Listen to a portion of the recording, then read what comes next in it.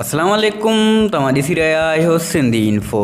सिंधी भाइरो, अगर दुनिया जो को हिकु माण्हू को कमु करे सघे थो त दुनिया जो हर माण्हू उहो कमु करे सघे थो। वक़्तु असां खां बसि महिनत ऐं कोशिश जी डिमांड करे थो। टिकटॉक जी मशहूर शख्सियत जाम सफ़दर तव्हां ॾिठो हूंदो। पंहिंजी एडिटिंग जे करे पूरे पाकिस्तान में मशहूर थी वियो आहे। इहा एडिटिंग कीअं करे थो, इन जी बेसिक नॉलेज तव्हांखे हिन वीडियो में ॾींदासीं।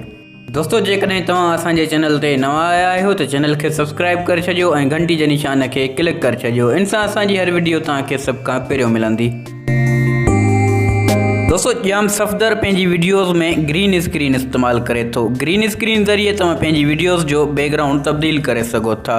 बाक़ी जाम सफ़दर जी वीडियोज़ में जहाज़ बि आहिनि, शींहं वग़ैरह बि अथसि। इहे तव्हांखे ग्रीन स्क्रीन वारा यूट्यूब तां ई मिली वेंदा। तव्हां यूट्यूब ते सर्च कयो ग्रीन स्क्रीन एयरप्लेन या ग्रीन स्क्रीन जे नाले सां का बि चीज़ सर्च करे सघो था, जेका तव्हां डाउनलोड करे पंहिंजी वीडियोज़ में इस्तेमालु करे सघो था। दोस्तों, सवाल ही पैदा थिए थो त एडिटिंग किथां कजे। एडिटिंग लाइ सभ खे ख़बर आहे त काइन मास्टर एप्लीकेशन बहितरीनु आहे। अचो त तव्हांखे कुझु एडिटिंग करे था ॾेखारियूं।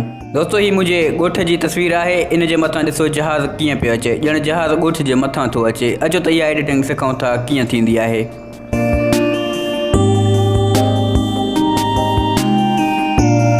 सभ खां पहिरियां काइन मास्टर एप्लीकेशन खे ओपन कयो।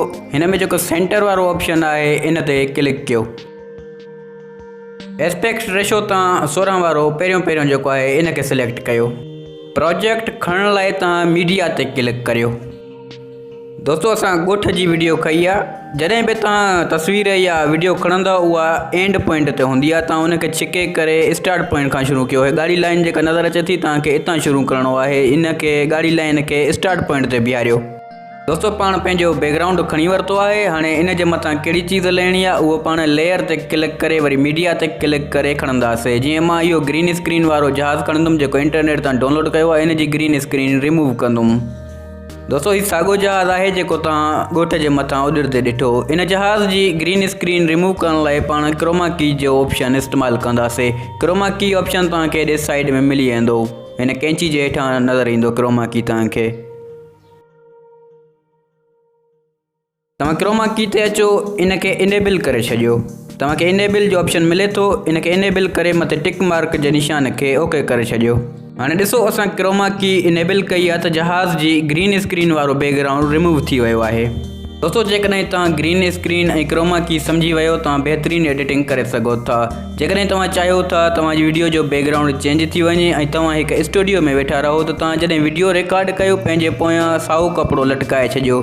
बाद में क्रोमा की ऐं काइन मास्टर ज़रिए उन साए कपिड़े खे रिमूव करे छॾियो। पंहिंजी वीडियो कंहिं स्टूडियो में बीहारे सघो था।